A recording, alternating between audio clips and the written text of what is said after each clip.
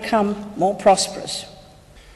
It is a great honor to join you again in this great country as we reaffirm the enduring bonds between our two nations and reinforce this special relationship.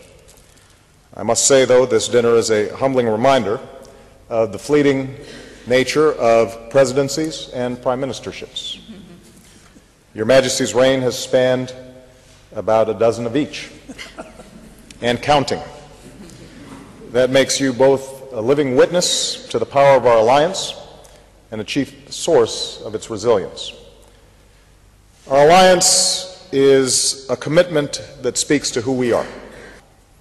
Our relationship rests on common language, common history, common adherence to the rule of law, the rights of men and women, the very ideals born in this nation.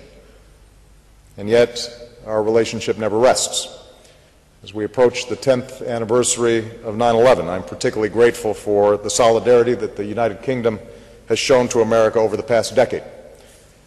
From that day to this, you have been our closest partner in the struggle to protect our people from terrorist attacks and violent extremism around the world, despite very heavy sacrifices here. We can have confidence in the partnership that our two countries share, based on the rock-solid foundation built during Queen Elizabeth's lifetime of extraordinary service to her nation and to the world.